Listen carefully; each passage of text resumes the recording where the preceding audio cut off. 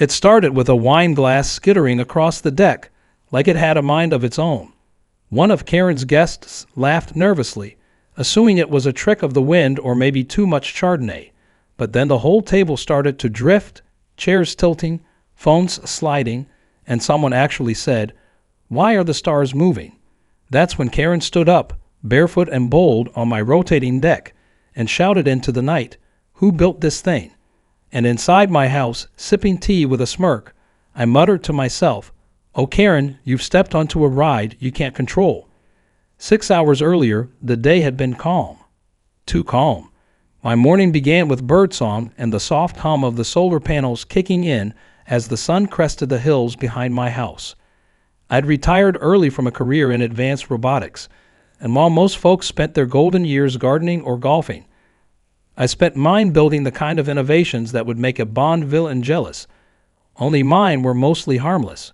The pride and joy of my little hilltop paradise, a fully automated, solar-powered rotating deck that turned 15 degrees every hour, giving me a changing view of the lake, the woods, the mountains, and the sunset, all without me lifting a finger. Quiet, elegant, and totally private. Or at least it used to be. Karen moved in 3 months ago. That's when the spell broke. Her arrival was hard to miss. She showed up with a moving truck full of antiques and opinions. The first thing she did was host a Meet the Queen barbecue for the neighborhood, where she made it abundantly clear that she had taken the reins of the HOA as acting president. Apparently, the former one had moved to Arizona to escape the madness. I now suspected he meant Karen specifically. She walked around like a tour guide with a clipboard, noting rule violations like she was tagging endangered species, wind chimes, noise hazard, solar panels, reflective nuisance, a garden gnome in someone's yard, cultural contamination, she claimed, and she never just knocked on doors like a normal person. She'd bang with the back of her pen like a judge about to issue a life sentence. I had minimal contact with her until that day, but everything changed when I left for a 2-day robotics convention. I hadn't even cleared county lines when I got the first motion alert on my phone. My deck was active, but not from turning. Someone was on it. At first, I figured maybe it was a delivery or a bird too large for comfort. I didn't worry. I had multiple fail-safes and cameras mounted discreetly along the deck's rim, but what I saw next nearly made me choke on my vending machine granola bar. Karen with guests, wine, cheese boards, lawn chairs, even Bluetooth speakers. She had broken into my backyard using what looked like an emergency access key and was now throwing a sunset cocktail party on my private rotating deck, the very one I'd spent years perfecting, the one clearly marked in the HOA map as non-community property, the one that after 9:00 p.m. would begin to slowly rotate to its overnight position, a stunning but perilous angle over the ravine on the east side. I hit record on all the cameras. I also texted my neighbor Joe, who lived 2 doors down. He confirmed what I feared. Karen had announced during the day that there was a public scenic platform up on the bluff that the community had been unfairly denied access to, and since I was out of town, she took it upon herself to open the gates of enjoyment. In her words, she was liberating the view.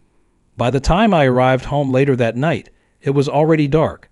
I parked quietly, went inside through the back entrance, and sat in my small office where the control panel and monitors were located.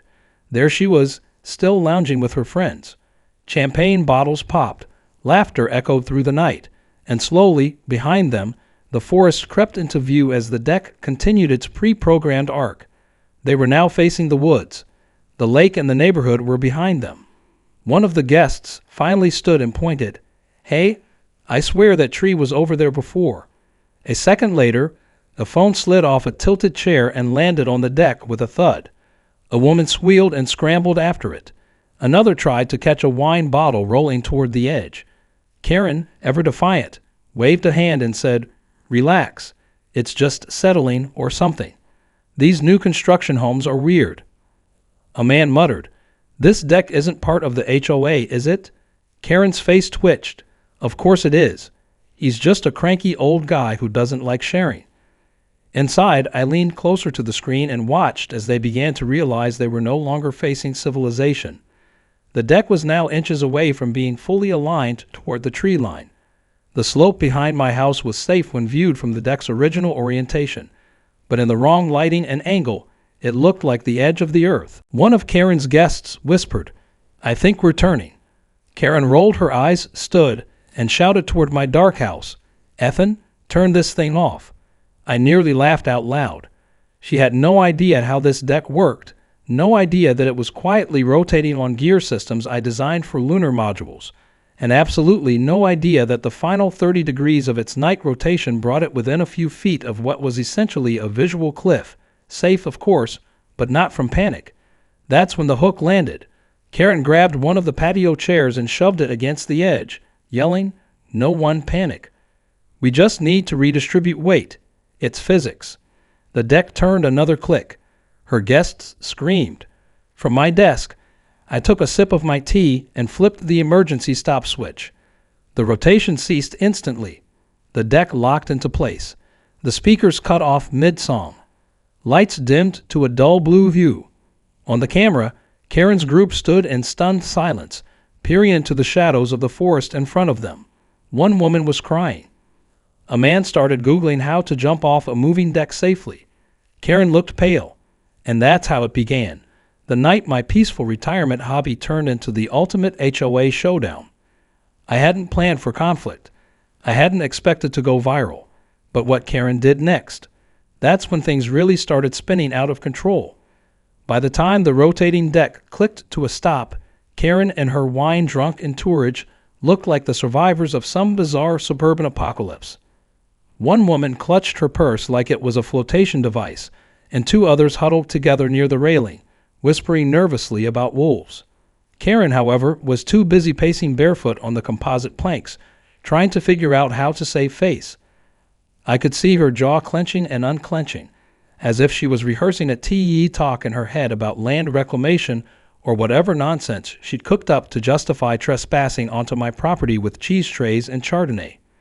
I watched them through the live feed from my office, leaning back in my chair and letting the silence stretch. The audio picked up the faint sounds of forest critters in the distance and the even fainter whimper of a grown man who had clearly realized his date night had turned into a low-budget episode of Survivor. Karen finally turned toward the house, her voice rising to that pitch only HOA tyrants and malfunctioning smoke detectors can reach. "I know you're in there, Ethan," she shrieked. "You need to explain yourself right now. This deck nearly killed us." I didn't respond. I didn't need to. My cameras had already captured everything. Her using an emergency fire access key, her speech to the guests claiming the deck was community property, and every minute of her absolute refusal to leave even when things began turning. At some point, this would be legal evidence, but for now, it was just wildly entertaining. Still, I figured the scene had gone far enough. I flipped on the deck lights remotely, bathing everything in a soft, white glow. It was a subtle way of saying, "I see you." Karen flinched at the sudden illumination, but quickly adjusted, pulling her sun hat down tighter like a battle helmet. "Fine," she snapped at her guests. "Let's go. We'll talk to the board about this. He can't just build amusement park rides on a shared bluff." As her group filed off the deck and trudged across the lawn, one of the men muttered, "Pretty sure this isn't shared anything." Another whispered, "That was awesome, but never again." Karen spun toward them with a politician's forced smile. "Let's keep the energy positive, folks. No need to let one grumpy neighbor ruin a perfectly good evening." Back in my house, I watched them exit the property, then reset the deck for morning alignment. It began turning back to its sunrise position. Slow, silent, efficient. I left the lights on for a few more minutes, just in case any of them tried sneaking back under cover of darkness, but no one did. Karen had learned something that night. My deck moved, and she had no idea how or when. The next morning, I was greeted by the usual email from the HOA, a weekly digest of announcements, complaints, and laughable threats. But this time, something new had been added. Karen had submitted an official grievance against me. 12, to be exact.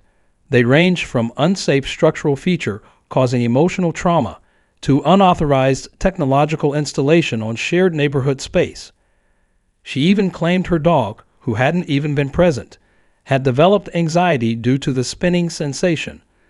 I couldn't help but laugh.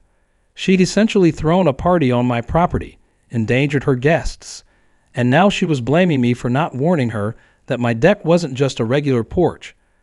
I scrolled through the complaints and noticed she requested an emergency hearing with the HOA board. That was fine by me. I had nothing to hide and plenty to show. Later that afternoon, I took a walk to clear my head and happened to pass by Karen's house. She was out front with a new decorative sign she was hammering into her lawn. It read, "Community First," in cursive letters, surrounded by plastic butterflies. I paused for a moment, mostly to admire the irony. "You think this is funny, don't you?" she said, not even turning to face me. "I think irony is underrated," I replied. Karen spun around, her smile as fake as the butterflies. "You built a death trap on a cliff, and you let us walk right onto it." "I didn't let you do anything," I said. "You used an emergency fire access key to trespass. That's on you." Karen waved dismissively. "Oh, please. No one uses that key anyway. It's symbolic." "Well, it just symbolically recorded everything on security cameras, including your 'this is now public space' speech." Her face twitched again, a subtle tic I'd begun to enjoy spotting. "I'm taking this up with the board. You'll be hearing from them soon." "I look forward to it," I said calmly. That night, I got a text from Joe again. "Karen's already trying to flip the board. She's been handing out baked goods and flyers. She's trying to turn it into a referendum." It was both hilarious and slightly impressive. Karen wasn't giving up. She was doubling down. I figured she'd try to paint herself as a visionary being punished for building community bonds. What she didn't know was that I had a bit of help on the board. My niece Hannah had just moved into the neighborhood a year ago, and while she mostly kept to herself, she also happened to be a civil engineer with deep roots in the HOA charter. And unlike Karen, she read the fine print. 2 days later, I got the formal invite. The HOA hearing was scheduled for Saturday morning at the clubhouse. Karen had officially filed to have my deck deemed a rotational hazard and psychologically disruptive structure. She even included photos of her guests looking distressed, along with a blurry screenshot of the moment someone dropped their wine glass. Perfect. I spent that evening compiling a presentation complete with permits, engineering specs, and time-stamped surveillance footage. My favorite part, the video clip where Karen tried to stop the deck with a folding chair like she was wrestling a wild beast. When the day of the hearing arrived, I showed up in jeans and a t-shirt that said, "Yes, it spins." Karen was already there, dressed like she was attending court, blazer, pearls, and a folder labeled EVIDNC in Sharpie.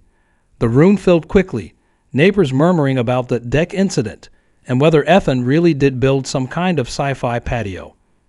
As the meeting began, the board called both of us forward. Karen launched into her speech first, full of dramatic pauses and vague legal threats. She claimed trauma, betrayal, even hinted at property value declines. She used the word terrorized 3 times, and when it was my turn, I simply said, "I'd like to let the footage speak for itself." I clicked play, and the room fell silent as Karen's whole wine-fueled adventure unspooled across the screen. By the time the video ended, people weren't just quiet. They were grinning. Some even laughed when Karen yelled, "Redistribute the weight," and others clapped when the deck stopped rotating just in time.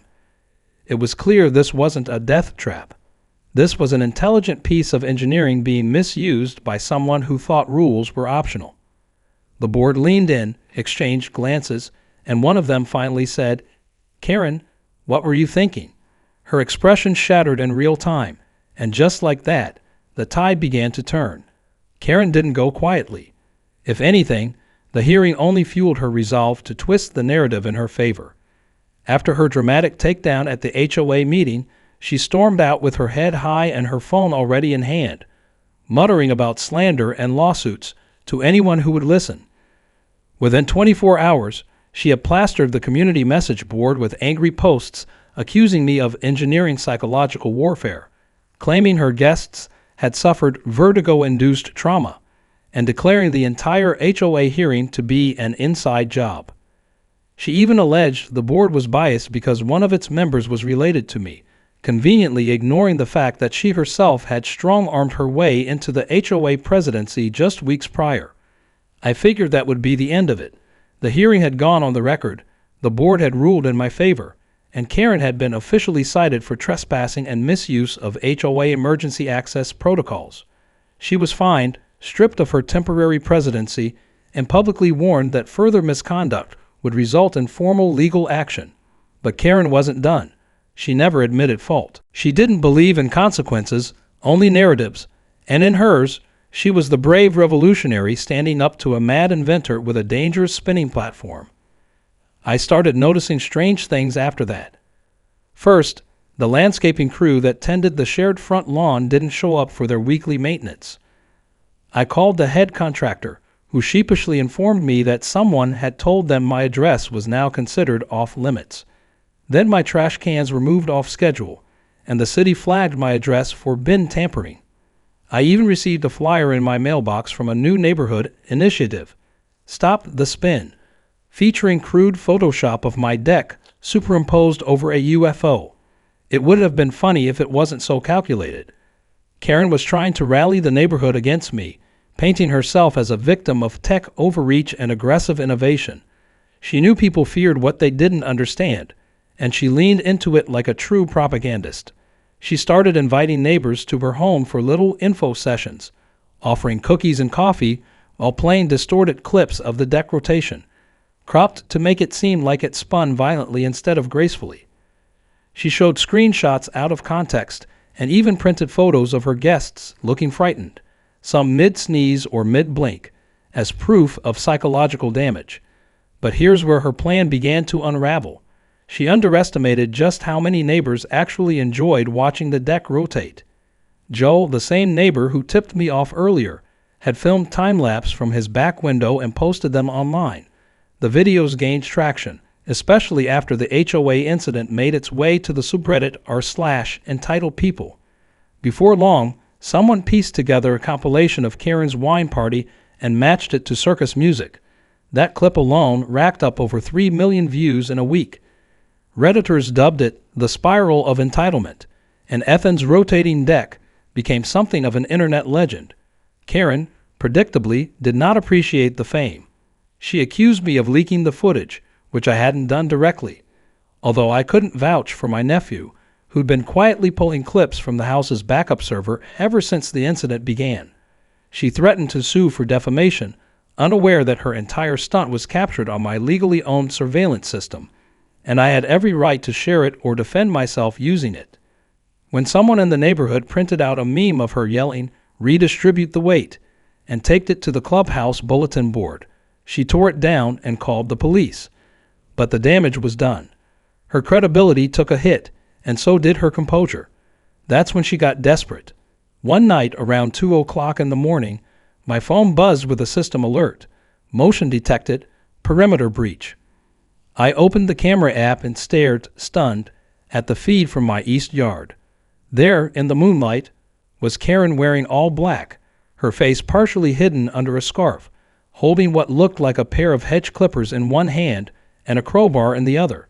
She crept along the edge of the deck, peering underneath it like she was trying to find the source of the rotation. She squatted down and began poking at the motor housing. What she didn't know was that I'd installed a fail-safe just weeks prior.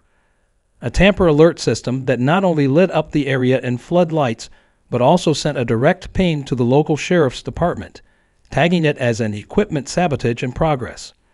Within seconds, the yard lit up like a stadium.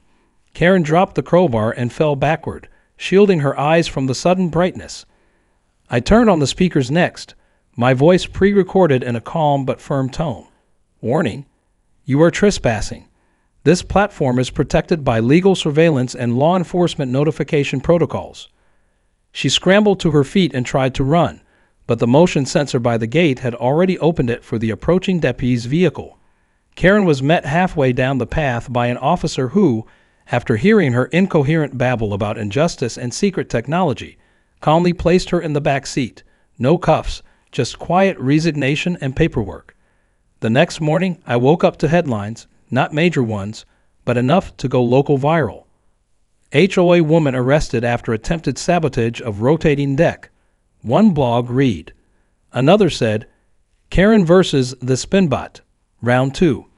Even the HOA sent out a community-wide email clarifying that the board neither condones nor supports rogue behavior directed at privately owned mechanical features. Karen didn't show her face for a few days after that. Her front lawn, once a hub of community flyers and moral crusades, looked abandoned. The butterflies on her Community First sign had begun to fade in the sun. Her mailbox was taped shut with a sign that read, "Out of service." I knew it wouldn't last. She wasn't the kind to quit, just to regroup and retaliate. Still, I made use of the breathing room. I hired a contractor to upgrade the deck's features, new motion sensors, an enhanced locking mechanism, and best of all, a new voice alert that activated upon intrusion. I let my niece write the message, and she went with something that made me laugh every time I heard it. Unauthorized presence detected. This deck rotates, so might your reputation. By the end of the week, the upgraded system was in place. I stood out on the platform one evening, letting the gentle breeze carry me as the deck slowly turned to its sunset orientation. The lights of the town blinked on in the distance. Somewhere down the hill, Karen's house remained dark, and for the first time in weeks, I felt something close to peace. But deep down, I knew she wasn't done. Not Karen. She was just waiting for her next spin. It started with the clanking of metal at midnight. Again, I was halfway through editing some camera firmware in my home lab when the alert pinged. Perimeter motion detected, southeast quadrant. My stomach turned, not from fear but from the strange mix of frustration and anticipation that only Karen could evoke. I pulled up the live feed, and there she was, back like a moth to the electric bug zapper. She hadn't yet realized I'd upgraded. Only this time she wasn't alone. A man was with her, possibly a contractor or an unlucky date, carrying what looked like a toolbox and a confused expression. Karen, meanwhile, stood tall and overconfident, pointing at the deck's motor housing like a general about to launch a siege. I activated the external microphones just in time to catch her saying, "All we have to do is disable whatever gear is under there. I read about something called a torque pin. If we remove that, it'll stop spinning forever." The man blinked at her. "You want to break it?" Karen scoffed like she was dealing with a child. "It's not breaking, it's correcting. That thing is a violation of community standards. I'm doing this neighborhood a favor." The man looked like he regretted agreeing to whatever she promised him, but he got on one knee anyway and started unzipping his toolkit. That's when I leaned forward and toggled Karen mode. A soft mechanical hum powered up under the deck's frame, followed by the calm pre-recorded voice of my niece. "Unauthorized presence detected. This deck rotates, so might your reputation." The man jumped back so fast he nearly knocked Karen over. She stared at the deck like it had just spoken prophecy. Then came the floodlights, bright, blinding, and automatic. The entire yard lit up like an alien landing site. The man took off running without another word. Karen, of course, didn't move. She squinted through the light and shook her fist at the nearest security camera. "I'm not afraid of your stupid toys, Ethan. You think you've won." She was still yelling when the police showed up again. This time, it was Deputy Ross, who already knew the drill. I watched the interaction from my monitor as he gently coaxed Karen away from the deck, while she made vague references to property rights, mechanical espionage, and cybernetic oppression. Ross didn't arrest her this time. Instead, he wrote her up and issued a formal restraining order from my property. When she asked under what grounds, he simply pointed to the camera and said, "The spinning kind." The next day, the neighborhood chat group was on fire. Apparently, several people had watched the event unfold live through my private security feed, which my nephew had linked temporarily to a shared Discord channel for fun. Clips of Karen's declaration about torque pins went viral, and someone remixed her rant into a techno track. "Rotate the system." Karen's revenge mix hit 10,000 streams by noon. I thought maybe this would finally end it. A public embarrassment, a legal notice, and internet infamy all in one go. But Karen, as always, found new energy in chaos. She pivoted again, this time not towards sabotage but storytelling. She claimed she'd been unfairly harassed, portrayed as unstable, and targeted by militant engineering tactics. She said I had used the deck to brainwash the neighborhood through psychological manipulation. And somehow, unbelievably, a few people actually started listening. I noticed subtle shifts. My neighbor across the street, who had always waved at me while mowing, stopped making eye contact. A woman I barely knew approached me at the post office and asked if it was true that my deck was scanning people's brainwaves. Someone even left a printed flyer on my porch that said, "We are not lab rats." It would have been comical if it didn't start affecting how my property was treated. Trash pickup got delayed again. My mailbox was mysteriously dented. One morning, I found someone had spray painted "Stop the Spin" on the public trail marker near my fence line. That was the moment I decided to stop playing defense. I called a friend from my engineering days, a guy who owed me a favor after I helped automate his family vineyard irrigation system. Together, we drew up plans for Deck 2.0. It wasn't just an upgrade, it was a message. The new version of the deck came with more than a rotation schedule. It had thermal sensors, biometric tagging, and a perimeter voice alert that used AI to differentiate between guests, wildlife, and intruders. It also featured edge-sensitive lighting and retractable barriers that would rise from the frame whenever the deck detected unauthorized movement, not to trap anyone, just to remind them they weren't welcome. Installation took less than a week. Most of it was internal, concealed within the already existing structure. The final touch was purely theatrical. A polished sign installed at the entry point with the words, "Private Rotational Viewing Platform. Trespass at your own discretion." When Karen saw it, she almost fainted from indignation. She stood at the base of the hill the next evening with a megaphone, broadcasting her new campaign slogan, "Real homes don't spin." Her voice cracked as she yelled about tyranny and magnetic interference. Her audience? 3 teenagers who filmed her entire meltdown and uploaded it as Karen versus The View, final form. The video exploded, and I didn't have to lift a finger. That week, the local news did a short segment on it. The reporter stood in front of my property, deck gently turning behind her, and said, "What started as a peaceful engineering hobby has become ground zero for one of the strangest suburban feuds in recent memory." The broadcast included slow-motion footage of Karen yelling, while motion sensors gently flashed behind her, making her look like a villain in a sci-fi film. People started visiting just to see the deck. They'd wave from the street, take photos, ask questions about the rotation speed and the safety features. It became a kind of quirky landmark.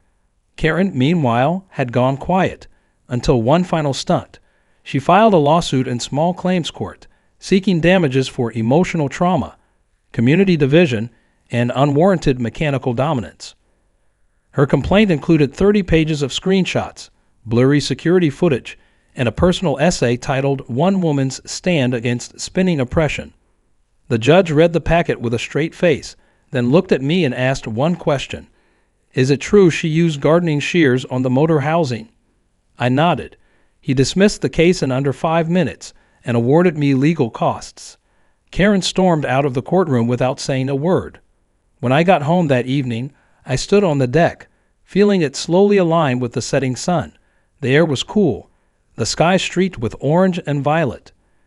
The sensors clicked softly in the frame, acknowledging that all was clear. The battle had been loud, absurd, and exhausting. But in that moment, as the lights dimmed and the platform hummed beneath me like a contented cat, I realized something important. This wasn't just about a deck.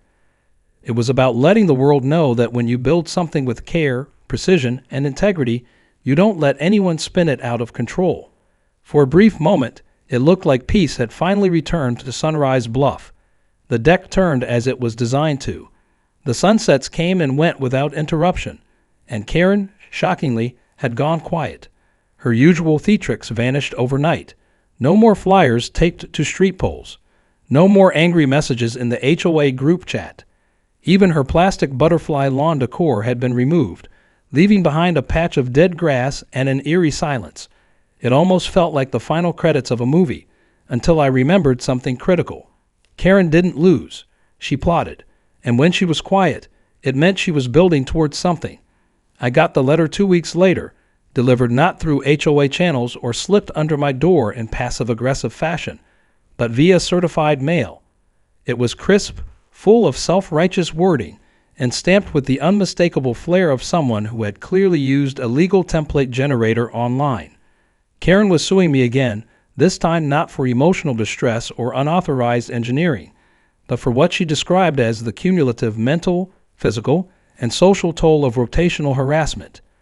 She demanded damages for the irreversible anxiety caused by centrifugal exposure and listed side effects like chronic dizziness, relationship tension, and existential dread.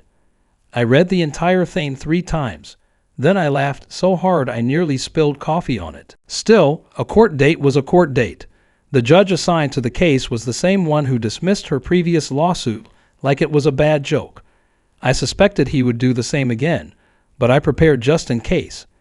I organized a folder with camera logs, system certifications, and neighborhood testimonials. Several neighbors who had attended her infamous wine party offered to provide statements. One even wrote, "She told us it was a smart scenic park. I didn't even know the deck wasn't hers." The day of the hearing, Karen arrived at the courthouse in a crisp suit with an entourage of 1, a woman who might have been a cousin or just someone she guilted into showing up. She strutted in like she was unveiling a class action. When the judge asked her to explain her case, she launched into a monologue that began with "the spinning was never the problem," and ended with a detailed account of how her cat now refused to sit near windows. The courtroom was silent, not out of respect, but out of shared disbelief. Then the judge turned to me and said, "Mr. Warren, do you have anything to add?" I stood, handed over my folder, and simply said, "Your Honor, the deck is on private property.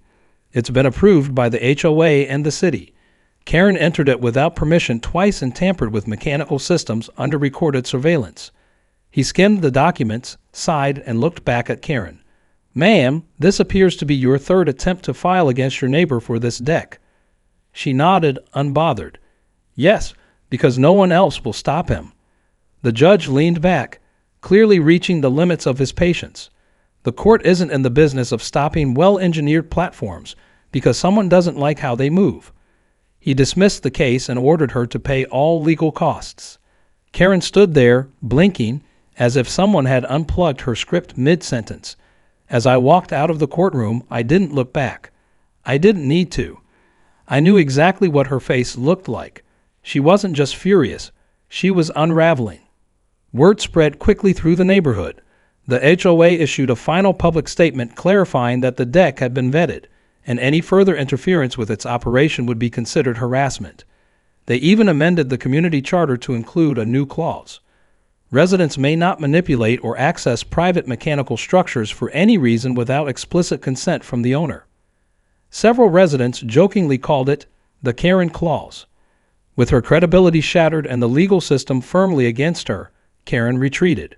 She pulled down her curtains, canceled her weekend brunch groups, and removed herself from the HOA entirely.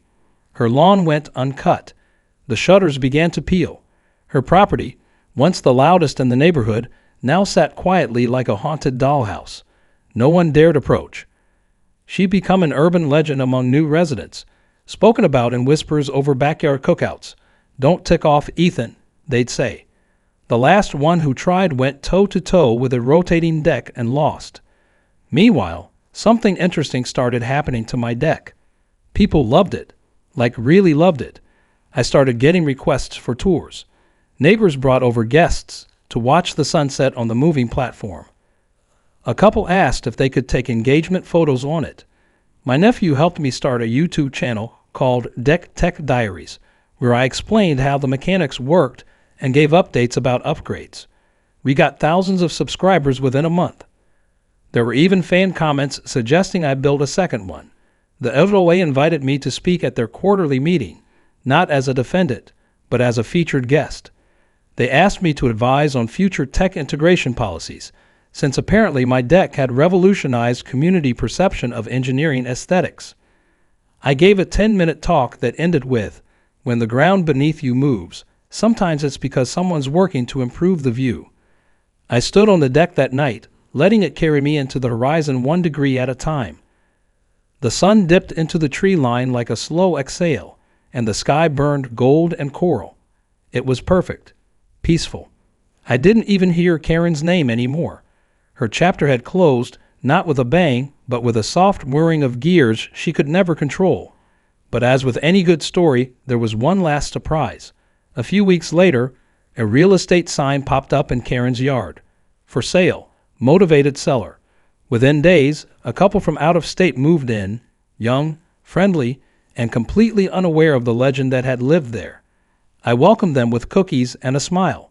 As they looked out from their yard to my slowly turning deck, one of them asked, "Hey, does that thing move?" I just grinned. "Only if you deserve it." And with that, the deck rotated silently, turning toward the next chapter, one I finally got to enjoy in peace.